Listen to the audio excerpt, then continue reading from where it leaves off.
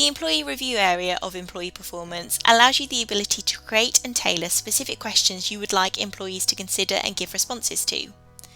As an administrator, I have the ability to see any current or historic performance reviews that have been configured, as well as the employees they've been rolled out to.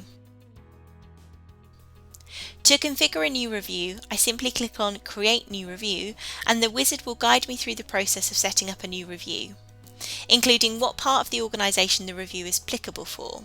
This can be done based on department, for example. I can also create questions in here that employees will be asked to answer. These could be text boxes or sliders for things like ratings.